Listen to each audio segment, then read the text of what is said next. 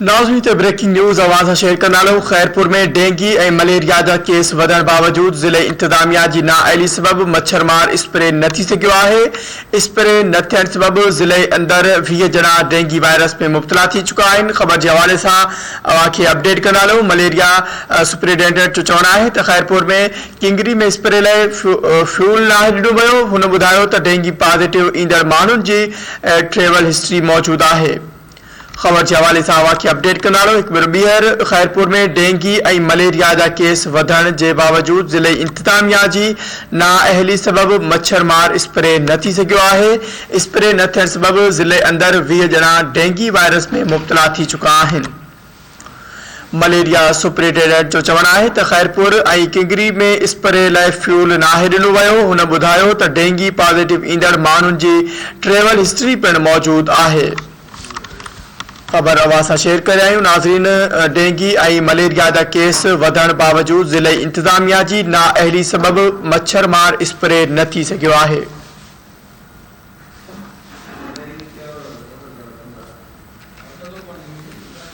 खबर के हवाले से अवांखे अपडेट करालू। नाज़रीन, स्प्रे न थियण सबब ज़िले अंदर 20 ॼणा डेंगी वायरस में मुब्तला थी चुका आहिनि। खैरपुर में डेंगी केस वधी विया आहिनि। ज़िले अंदर ॾींहों ॾींहुं डेंगी जा नवा केस ज़ाहिर थी रहिया आहिनि।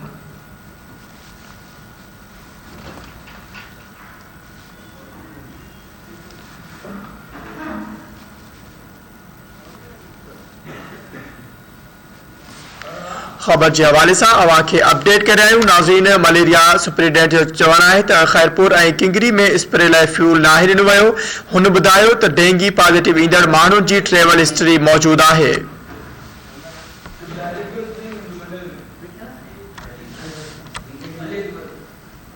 खैरपुर के हवाले से अवांखे अपडेट दे रहा हूँ। खैरपुर में डेंगी और मलेरिया का केस वधण के बावजूद ज़िले इंतजामिया की नाअहली सबब मच्छरमार स्प्रे न थी सघियो आहे। स्प्रे न थियण सबब ज़िले अंदर 20 ॼणा डेंगी वायरस में मुब्तला थी चुका आहिनि। मलेरिया सुपरिटेंडेंट जो चवणु आहे त खैरपुर और किंगरी जे लाइ फ्यूल नाहे ॾिनो वियो। हुन ॿुधायो त डेंगी पॉजिटिव ईंदड़ माण्हुनि जी ट्रेवल हिस्ट्री मौजूद आहे।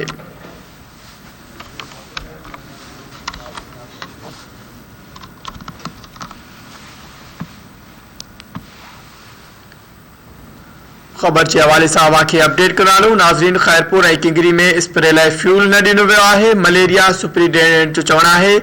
या खैरपुर का ब्रेकिंग न्यूज़ अवां शेयर कंदालो। डेंगी पॉजिटिव ईंदड़ माण्हुनि जा नमूना वरिता विया आहिनि। शहरी बागीचनि, कूंडनि या टांकियुनि में पानी न छॾनि जे सबब ख़तरो वधी थो वञे। खैरपुर में डेंगी केस वधी विया आहिनि। ज़िले अंदर ॾींहों ॾींहुं नवां केस रिपोर्ट थी रहिया आहिनि। इन हवाले से वधिक तफ़सील मालूम कंदासीं। धरती टीवी के रिपोर्टर अली अकबर गोपांग असां सां लाइन ते मौजूद है। जी अली अकबर, अपडेट कजो, वधिक छा तफ़सील आहिनि? जी, खैरपुर में डेंगी और मलेरिया के केस वधण बावजूद ज़िले इंतजामिया गैर संजीदगी और नाअहली सबब स्प्रे न थी सघियो आहे। जंहिं सबब ज़िले अंदर 20 ॼणा डेंगी वायरस में मुब्तला थी विया ऐं मुख़्तलिफ़ अस्पतालनि में इलाज वेठा आहिनि।